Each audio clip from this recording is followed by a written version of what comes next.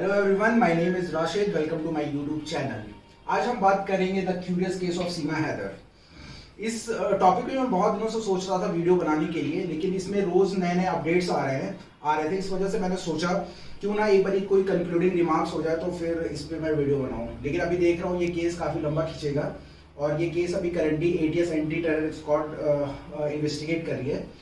तो मैंने सोचा इस पे एक छोटा सा वीडियो बनाते हैं, इसके बैकग्राउंड के बारे में जानते हैं और इसके कॉन्स्टिट्यूशनल लीगल पार्ट्स को समझते हैं।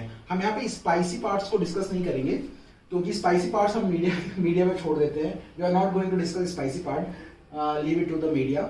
हम यहाँ पे थोड़ा सिक्योरिटी एंगल से और इंडियन कॉन्स्टिट्यूशन के एस्पेक्ट से चीज़ें देखेंगे।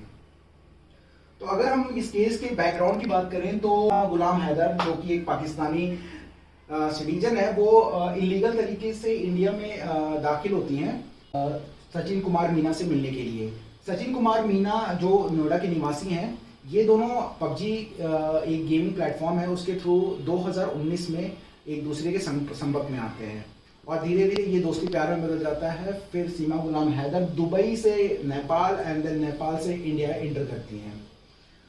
तो अगर हम सीमा गुलाम हैदर की बात करें तो सीमा गुलाम हैदर की शादी हो चुकी है एक पाकिस्तानी सिटीजन गुलाम हैदर से, जो पाकिस्तान के बाहर सऊदी अरेबिया में काम करते हैं। इनके 4 बच्चे भी हैं और सीमा गुलाम हैदर ने ये भी एलिगेशंस लगाए हैं अपने पति पे कि गुलाम हैदर उन पे मारपीट, डोमेस्टिक वायलेंस भी करते हैं।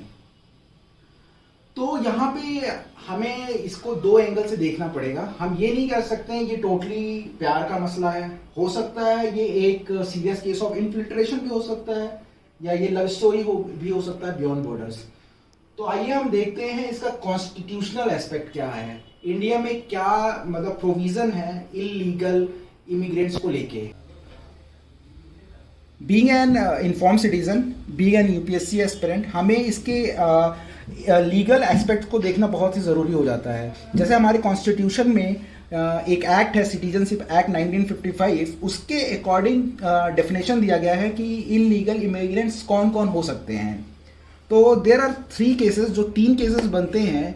एक उसमें से पहला केस बनता है कि जिसके पास फेक और फोर्स डॉक्यूमेंट्स हो, दूसरा केस बनता है जिसके पास वैलिड पासपोर्ट ना हो, और तीसरा केस बनता है a person who stays beyond the visa permit. मतलब ये कह सकते हैं कि आपका वीज़ा एक्सपायर हो गया है फिर भी आप उस कंट्री में स्टे कर रहे हैं। तो अगर इन तीनों एस्पेक्ट से देखें तो हम सीमा गुलाम हैदर को एक इलीगल इमिग्रेंट बोल सकते हैं। तो इस केस में गवर्नमेंट क्या लीगल एक्शन ले सकती है? तो अगर हम सेक्शन की बात करें 3 फॉरेनर्स एक्ट 1946 की, तो गवर्नमेंट डिपोर्ट कर सकती है जो इलीगल फॉरेन नेशनल है। और अगर accordingly the passport entry into the India act 1920 के अकॉर्डिंगली बात करें सेक्शन 5, तो उस इलीगल फॉरेनर को वो फोर्सफुली यहाँ से हटा सकती है। तो आइए कि सीमा गुलाम हैदर नेपाल की ही थ्रू क्यों एंट्री ली है। तो इस पे थोड़ा मैप पे जाते हैं। यहाँ पे हम मैप के थ्रू जाने की कोशिश करेंगे कि सीमा गुलाम हैदर इंडिया में एंट्री कैसे लेती हैं। तो यहाँ पे आप देख सकते हो कि ये अपना इंडिया, भारत, यहाँ से सीमा गुलाम जो कि एक पाकिस्तानी नेशनल है, वो यहाँ से UAE जाती हैं। यहाँ पे देख सकते हो दुबई, यहाँ से फिर वो फ्लाई करके नेपाल में एंट्री लेती हैं। नेपाल के थ्रू वो इंडिया में दाखिल होती हैं।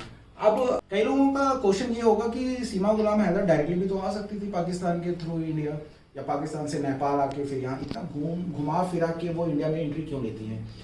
तो हमने एक ट्रीटी साइन की है, India Nepal treaty, friendship treaty. उसके अकॉर्डिंगली बहुत ईजिली हो जाता है इंडिया और नेपाल में मूव करना।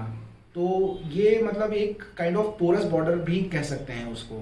वो पाकिस्तान से भी नेपाल आ सकती थी, बट एक क्वेश्चन रेज हो जाता कि पाकिस्तान नेशनल नेपाल से, फिर नेपाल से इंडिया में आ रहे हैं। उन्होंने क्या किया, दुबई से नेपाल एंड देन नेपाल से एंट्री। तो वहाँ पे एक थोड़ा सा लोगों के अंदर क्वेश्चन मार्क नहीं आता है। तो ये अभी तक का अपडेट था और अभी ये case ATS anti terror squad के पास है। वो हर एंगल से इस केस की जांच कर रहा है। तो जैसे ही न्यू अपडेट्स आते हैं डेफिनेटली मैं आप लोगों को अपडेट करूंगा। तब तक के लिए आप चैनल को सब्सक्राइब करें, वीडियो को लाइक करें और ऐसे ही इंफॉर्मेटिव वीडियो के लिए और इनोवेटिव वीडियोस के लिए मेरे चैनल को फॉलो करें। Thank you so much.